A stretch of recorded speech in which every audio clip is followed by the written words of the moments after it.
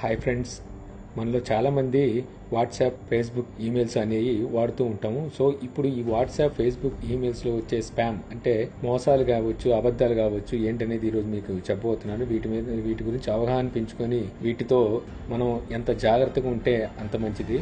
ముందుగా వాట్సాప్ గురించి చెప్పుకుందాము. వాట్సాప్లో మనకి ఎప్పుడు చాలా రకాల మెసేజ్లు వస్తుంటాయి. అందులో ఒక పాప ఫోటో పెట్టి ఈ పాపకి హార్ట్లో హోల్ ఉంది, ఈ మెసేజ్ని మీ గ్రూప్లో ఎంతమందికి వీలైతే అంతమందికి పంపించండి. ఒక మెసేజ్కి వాట్సాప్ వాళ్ళు ₹1 ఇవ్వడం అంటూ జరుగుతుంది. దాంతో వీళ్ళు సర్జరీ చేయించుకుంటారని చెప్పి ఇలాంటి మెసేజ్లు వస్తూ ఉంటాయి. అలాగే ఒక ఫోటో పెట్టి కింద వాయిస్ పెట్టి లేదంటే ఒక ఫోటో పెట్టి దాని కింద టెక్స్ట్ రాసి పంపించడం చాలామంది చూస్తూ ఉంటాం. సో ఇవన్నీ ఉత్తి మాటలే, అలాంటి ఏమీ నమ్మమాకండి. అది తెలుసో తెలియకో మనం అలాంటి మెసేజ్ని పాస్ చేసి మనం ఒక పెద్ద తప్పు చేసిన వాళ్ళం అవుతున్నాం. ఎందుకంటే ఎప్పుడైనా ఇలాంటి వాటికి వాట్సాప్ వాళ్ళు ₹1 కూడా ఇవ్వరు. అదంతా ఉత్తి మాట. ఇప్పుడు ఎవరికైనా ఎవరి మీదైనా కోపం ఉంటే వాళ్ళ ఫోటోని ఫేస్బుక్ నుంచో లేకపోతే ఇంకోటి డౌన్లోడ్ చేసి ఆ పోస్ట్ని కింద ఇలాగే ఈ పిల్ల ఒంట్లో బాగాలేదనో లేకపోతే ఈ పిల్లకి హార్ట్లో పోలుందో, తన ఇంజనీర్ చదువుతుంది, సో తనకి మీరు సహాయం చేయండి అనో, ఈ విధంగా మొత్తం అందరికి స్ప్రెడ్ చేసి వాళ్ళని అనవసరంగా పరుగు తీయడానికి అవసరం తప్పితే ఇది వేరేది ఏం కాదు.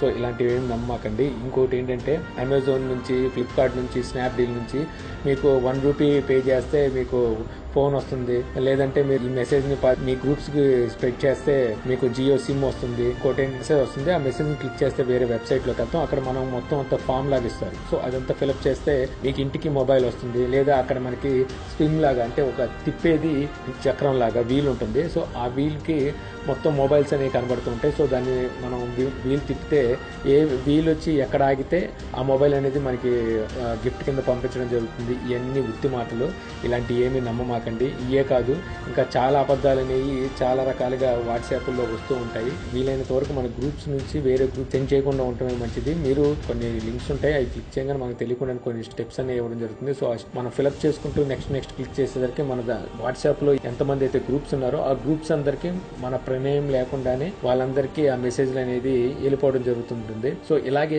చాలా రకాలైన మెసేజ్లు వాట్సాప్లో నిజాల కన్నా అబద్ధాలు చాలా తొందరగా స్ప్రెడ్ అవుతున్నాయి. సో మనం ఏది నిజం ఏది అబద్ధమో చూసుకొని చదివి అది మనకి అవసరం అనుకుంటేనే పాస్ చేయండి. లేకపోతే అలాంటివి ఎంకరేజ్ చేయమాకండి. ఎందుకంటే ఇలాంటివి మీరు చేసే కొద్దీ ఎంకరేజ్ చేసినట్టు అవుతుంది. దీనివల్ల ఇంకా ఇలాంటి స్కామ్లు ఇంకా చాలా మంది చేయడం జరుగుతుంది. సో అందుకని ఇలాంటివన్నీ అవాయిడ్ చేయండి. తర్వాత ఇంకా ఫేస్బుక్లో చూద్దాం. ఫేస్బుక్లోకి వచ్చేసరికి మనకి ఒక అడల్ట్ పిక్చర్స్ అంటే ఫారెన్ వీడియో టైప్లో ఒక ఇమేజ్ కనబడుతుంటుంది. సో అదేంటో అని చెప్పి ఆతృతో చాలా మంది క్లిక్ చేస్తుంటారు. సో క్లిక్ చేయగానే అక్కడికి వెళ్ళిన తర్వాత అక్కడ వేరే లింక్ ఇవ్వడం జరుగుతుంది. వేరే పేజ్లోకి వెళ్తాం.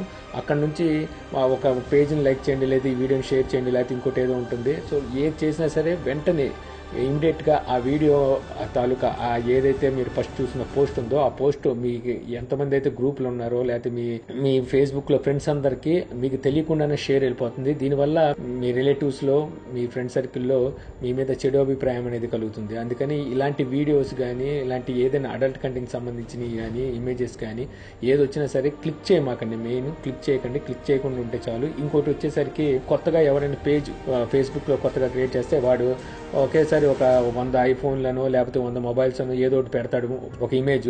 చాలా మంది నాకు అర్థం కాదు ఏంటంటే ఎలా నమ్ముతారో అర్థం కాదు. వాడేమంటాడంటే ఈ ఇమేజ్ ని క్లిక్ చేసి లైక్ చేసి షేర్ చేసి మా పేజ్ ని లైక్ చేయండి, మీ ఫోన్ నెంబర్ కింద కామెంట్ బాక్స్ లో రాయండి, మీకు మేము మొబైల్ పంపించేస్తా ఉంటారు. అసలు మీరు ఇవన్నీ చాలా ఉత్తునే వాళ్ళ పేజ్ కి లైక్స్ రావడం కోసం ఈ ఇమేజ్ ని షేర్ చేసి వాళ్ళ పేజ్ కి లైకర్స్ ఎక్కువగా, ఫాలోవర్స్ ఎక్కువగా రావడం కోసం ఇవన్నీ చేస్తారు. ఇంకోటి ఏంటంటే ఇలాంటి వాళ్ళు ఏం చేస్తుంటారంటే ఎంతమంది లైకర్స్ ని పెంచుకుంటే ఆ పేజ్ కి అంత పాపులారిటీ పెరుగుతుంది. ఆ తర్వాత ఆ పేజ్ ని వేరే వాళ్ళకి అమ్మేస్తారనమాట. సో ఆల్రెడీ ఫాలోవర్స్ ఉన్నారు కాబట్టి ఆ పేజ్ ని కొనడానికి చాలా మంది ఉత్సాహం చూపిస్తారు. ఆ విధంగా కూడా ఈ పేజ్ ని అమ్మేస్తుంటారు. సో అందుకని ఇటువంటి మీరు నమ్మమాకండి. ఇక ఈమెయిల్స్ సంగతి చూద్దాం. ఇక ఈమెయిల్స్ లో వచ్చేసరికి స్పామ్ మెయిల్స్ అనేవి చాలా వస్తుంటాయి మనకి. అందులో మెయిన్ గా మనకి సిటీ బ్యాంక్ క్రెడిట్ కార్డ్ అనో లేకపోతే SBI క్రెడిట్ కార్డ్ అనో మీకంటూ ఇవ్వడం జరుగుతుంది. మీరు జస్ట్ ఈ లింక్ క్లిక్ చేసి ఇక్కడ డీటెయిల్స్ అనేది ఫిలప్ చేయండి అని చెప్పి ఇస్తుంటారు. మీరు పొరపాటున అయినా సరే ఆ లింక్ క్లిక్ చేసి అక్కడ మీ డీటెయిల్స్ అనేవి ఇవ్వమాకండి. అలా ఇచ్చినట్టయితే మీ అకౌంట్ని హ్యాక్ చేయడం జరుగుతుంది. సో మీకు అలాంటి మెయిల్ ఏమైనా వస్తే ముందు ఒకసారి బ్యాంకుకి కాల్ చేసి కన్ఫర్మ్ చేసుకోండి. అలా కాకుండా ప్రాంక్ కాల్స్ వస్తుంటాయి. సో ఈ ప్రాంక్ కాల్స్ కూడా అస్సలు మీరు మాకండి. ఎప్పుడైనా సరే కాల్స్ వస్తే కాల్స్ లో మీకు లాటరీ తీసాం, మీ లాటరీలో మీ నెంబర్ తగిలింది, మీకు 2000కి 10,000 మొబైల్ ఇవ్వడం జరుగుతుంది అని చెప్పేసి వాళ్ళు చెప్తుంటారు. అలాంటివి కూడా అసలు నమ్మమాకండి. ఇంకోటి, మీ క్రెడిట్ కార్డ్ లిమిట్ అనేది పెంచడం జరుగుతుంది, అందుకని చెప్పి మీ క్రెడిట్ కార్డ్ డీటెయిల్స్ ఇవ్వండి అని చెప్పేసి ఇంకొన్ని ప్రాంక్ కాల్స్ వస్తుంటాయి. సో అలాంటప్పుడు కూడా ఎప్పుడు అసలు అలాంటి చోట మీరు క్రెడిట్ కార్డ్ డీటెయిల్స్ కానివ్వండి, బ్యాంక్ డీటెయిల్స్ కానివ్వండి, అన్నోన్ పర్సన్ ఎప్పుడైనా కాల్ వచ్చినప్పుడు వాళ్ళకి అసలు ఆ డీటెయిల్స్ ఇవ్వకండి. ఎందుకంటే బ్యాంకు వాళ్ళు ఎప్పుడు ఈ డీటెయిల్స్ అనేది మిమ్మల్ని అడగరు. ఒకవేళ ఇలాంటిది ఏమైనా ఉంటే మీకు కాల్ చేసి దగ్గరలో ఉన్న బ్యాంకులో మీ డీటెయిల్స్ సబ్మిట్ చేసి అప్డేట్ చేసుకోమని చెప్తారే కానీ వాళ్ళు ఫోన్లో ఎప్పటికీ మీ అకౌంట్ డీటెయిల్స్ ఎప్పుడు అడగరు. అందుకని ఎవరికి మీ పూర్తి అకౌంట్ డీటెయిల్స్ అనేవి ఎవరికి ఇవ్వమాకండి. అలాగే ఇప్పుడు వీటన్నిటిని కట్టడి చేయడం ఎలా తెలుసుకోవడం అనేది మన విచక్షణ మీద ఆధారపడి ఉంటుంది. ఏది నిజం ఏది అబద్ధం అనేది మనమే తెలుసుకోవాలి. ఒక పోస్ట్ కానీ లేదంటే ఒక మెసేజ్ కానీ మన దగ్గర వచ్చినప్పుడు అందులో ఎంతవరకు నిజం ఉంది అనేది మన విచక్షణ మీదే ఆధారపడి ఉంది.